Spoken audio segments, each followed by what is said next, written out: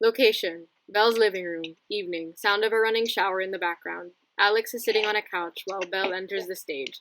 There's food and drink set up in the living room, just like any other girls' night. How is she? Better, I think. She's taking a shower.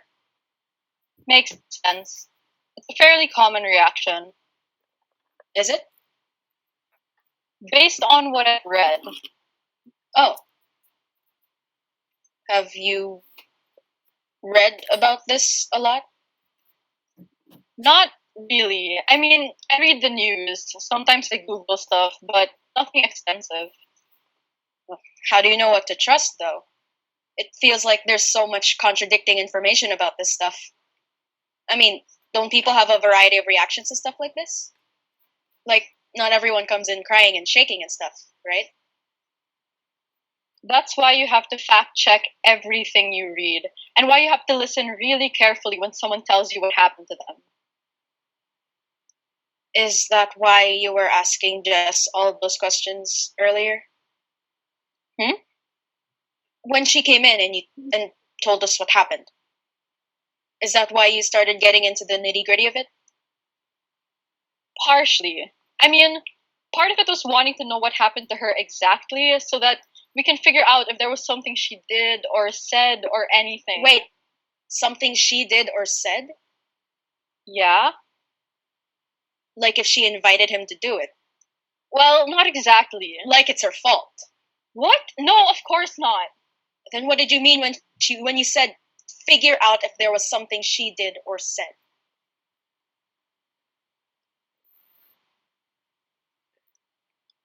I warned her. About what? How easy it is for someone to keep pushing if you've said yes before. What do you mean said yes before? Said yes to physical things. Hugging, embracing, kissing, all that stuff. Once you say yes the first time, it's so easy for people to just assume that you'll say yes again.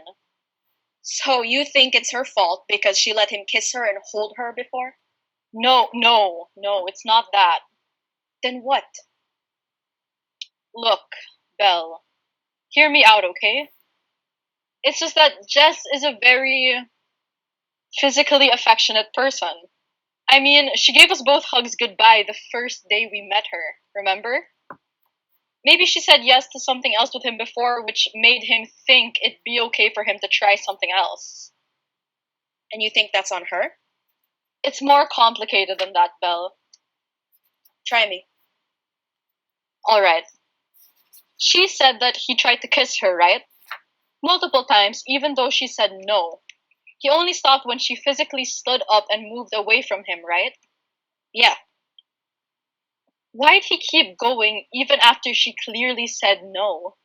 Well, he obviously didn't care enough about her to listen to her. But why? Why wouldn't he just listen to her? Why would he keep insisting and insisting to the point that she felt uncomfortable? He probably didn't realize how much of a shithead he was being. But it just seems so weird that all of a sudden, out of nowhere, he would just continuously press her for a kiss, even if they've kissed before. So what are you saying? That Jess was a tease? Maybe there were moments before when Jess didn't say yes to a kiss right away, but then he won her over, so she kissed him. You've seen how they can get all cutesy when they're asking each other for kisses, right? Ugh, unfortunately. Maybe he thought that it was the same as those other times. But she said no. She clearly told him no this time. Obviously, he didn't believe her the first time. Oh, and you think that's her fault? No, Belle, that's not it. So what is it, Alex? I think it's possible that there were moments in the relationship where Jess unknowingly let him have his way, which led to him believing that he could do things to her without her permission, like trying to kiss her. And you think that it's Jess's fault that he decided to take advantage of her letting him do things? It's not her fault that he decided to take advantage of her, but maybe she was wrong in letting him believe he could. Why is it her fault that he's an asshole who believed that he could do whatever he wanted to her? Because if she'd been firmer with her boundaries with smaller things, he wouldn't have ever attempted something as big as kissing her. She was probably fine with the other things they did together, even kissing when she was in the mood. Whatever the case, just because she let him kiss her before, the fact that she said no this time should have been enough for him. He should have backed off. Yes, but clearly he didn't. So? That's on him, not on Jess. But Jess is the one who dictates her boundaries, not him. Maybe she hasn't been firm with him throughout the relationship, so he got confused. And now that they're living together, she's gonna be around him so much more, and she clearly cannot control him. So you think he was just confused? That he literally had no idea how uncomfortable she was and how much she didn't want it? Do you honestly expect any man to instantly pick up on the cues a woman gives when she's uncomfortable?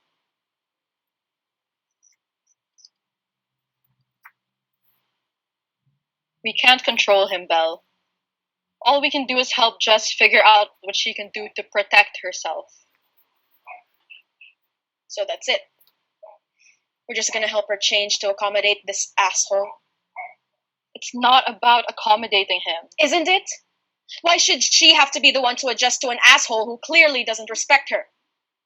Maybe that's just what it has to be for now. Are you serious?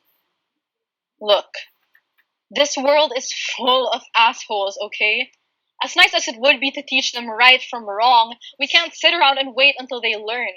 There's too much of a chance that we'll get hurt while we wait. I can't believe this. Can't believe what? I can't believe you'd rather have her change the way she is rather than just confront this asshole about it.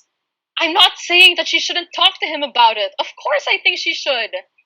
I'm just saying that maybe she ought to look back at the relationship and see if there were ever any moments that she gave him a begrudging yes or was unclear about boundaries of any kind. Why are you putting this all on her? Why is she the one responsible for everything? She was the one who was harassed, Alex.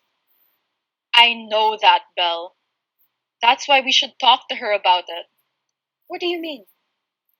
You said it yourself. She was the one who was harassed, the one whose consent was violated. If we help her look back on the relationship and find other incidents where he wore her down, she'll know to never fall for that again. We're helping to build her back up. By tearing her down and making her believe it's all her fault. That's not what I'm doing. But that's what it sounds like. Tone is part of your message too, Alex. How do you think Jess would feel if she heard all the things you said about her? How there were so many moments where she should have done something, but she didn't. How it's her fault that he didn't listen to her.